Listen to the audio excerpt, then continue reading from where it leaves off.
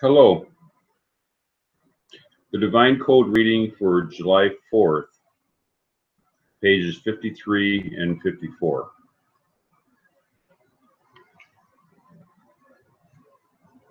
The exclamations of every precept that God commanded through Moses were also given directly from God to Moses.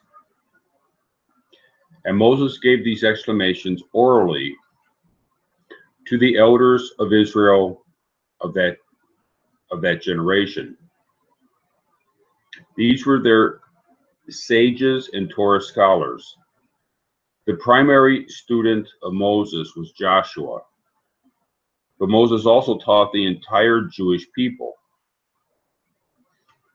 It is explained in Rambam's Introduction to Mishnah Torah and tractates Avot 1:1, Evron 54b, and Sharuma 16a.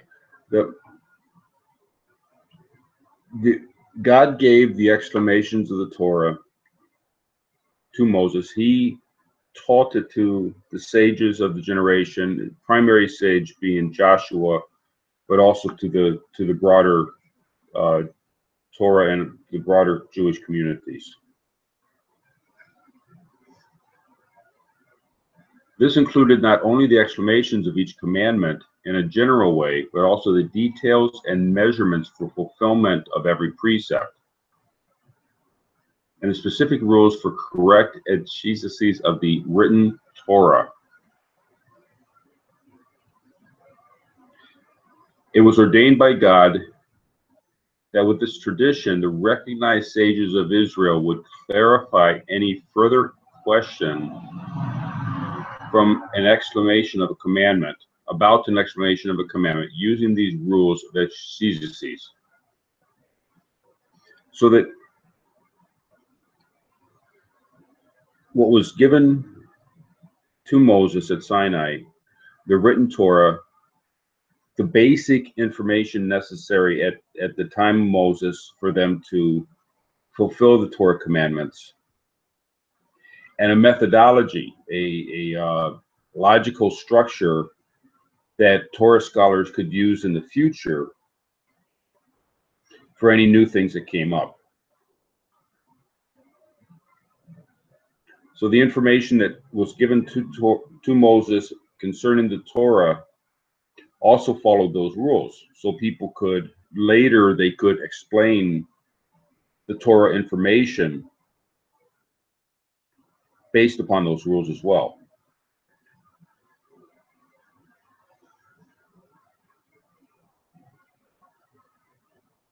Therefore, the authentic Jewish sages are the mainstay of the oral Torah.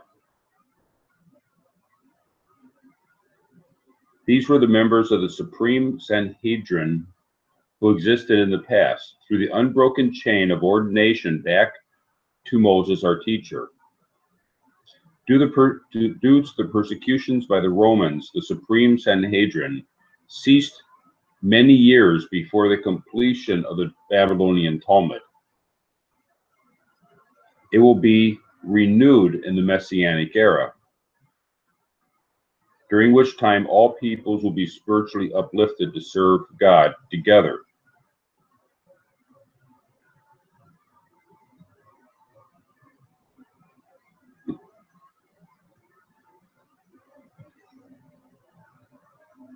So there was a special quality to the sages during the time of the Sanhedrin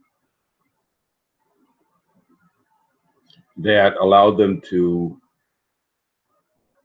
rule on the Torah using these teachings and to come to understandings. And that special quality will be reconstituted or will reemerge in the Messianic era.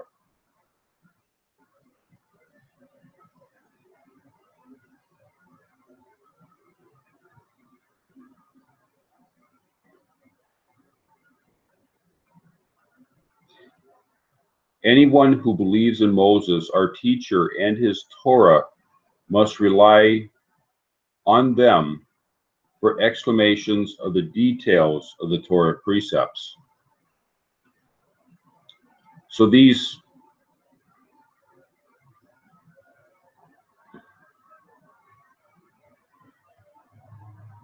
that's referring to the authentic Jewish sages, where the mainstay of the oral Torah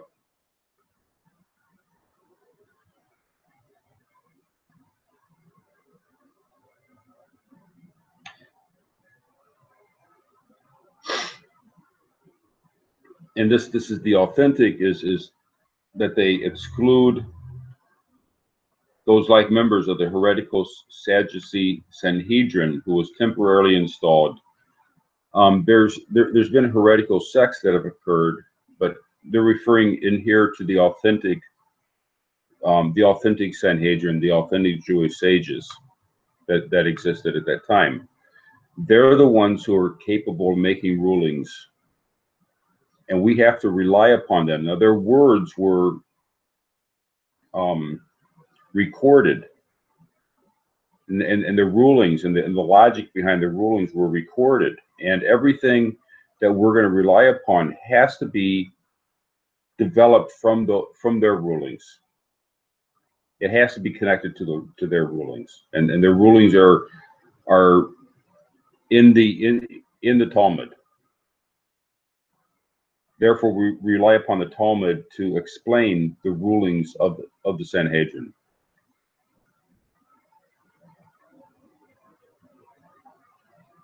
Anyone who denies their accepted rulings, meaning the oral Torah, is also a denier of the Torah, as the term is explained above.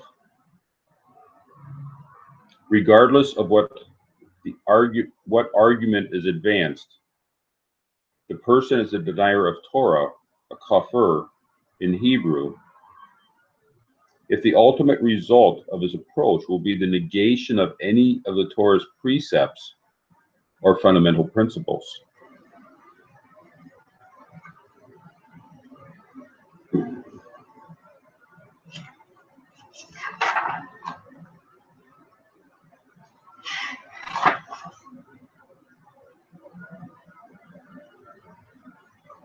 If a deviant believer, scorner, or denier has been taught about the truth of Torah, but he persists in these habits of false beliefs without repentance, his end will not be to receive a part in the world to come, but instead, as it says, to the lowest world, the purgatory, will the wicked return, and all the peoples that forgot God.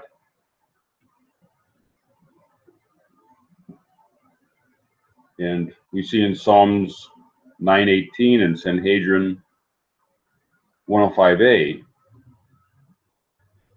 refers this to the wicked ones of the nations. So that the nations, according to, as I said, the Sanhedrin, in the Talmud explains the rulings or the exclamations of the sages, that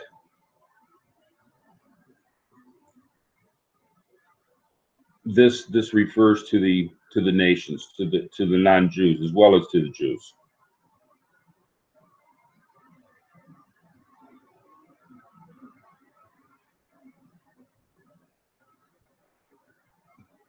These are those who willfully dismiss the true God, like the deviant believer and the scorner, and even though they did not serve idols, their souls still descend to purgatory because they willfully dismiss the fundamental principles of faith.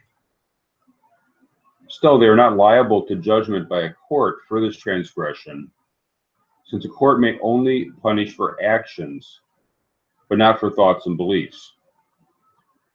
God alone judges a person for heretical thoughts.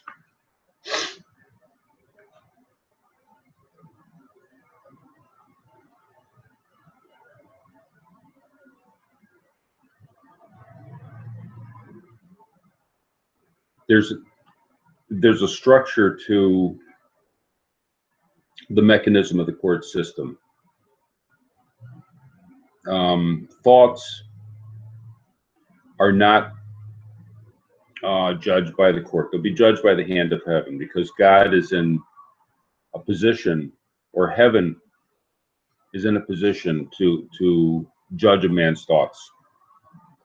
But humans are not capable of judging thoughts, and therefore that's not part of the human court system. If a person acts on the thought, then it would be something in the physical world that can be judged in the physical world. But in the area of mistaken thought, the areas of heresy, unless the person acts upon it or is teaching it, and that'll be explained in the next chapter, then it's not an issue for the court system.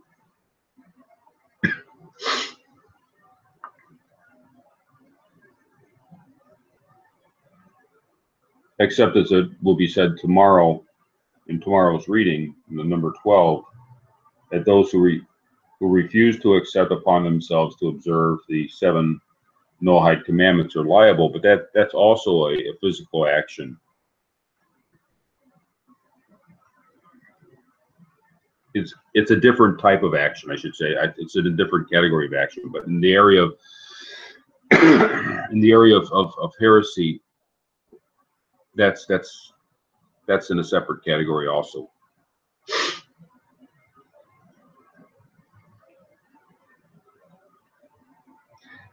Any reference to punishment by the hand of heaven or to liability to punishment by court is intended to indicate a person's guiltiness and the liability for his soul.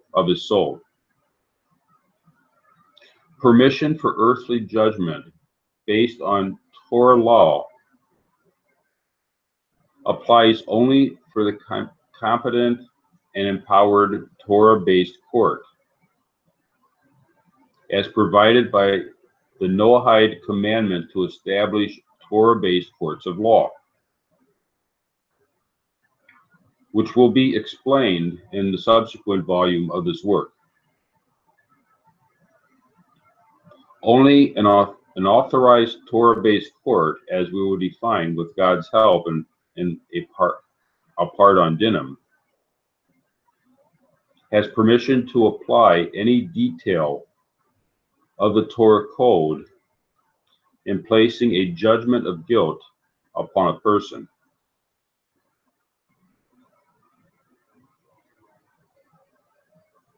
So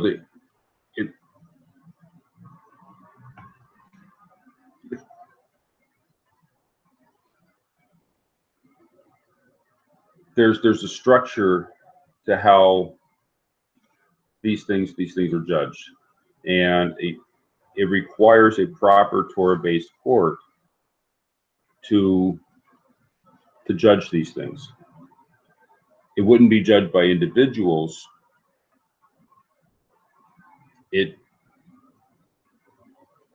Just doing it in an itinerant manner.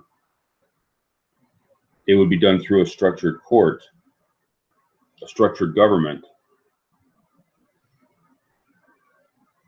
And there's areas of by the hand of heaven also is through a structured system, but it's a heavenly system.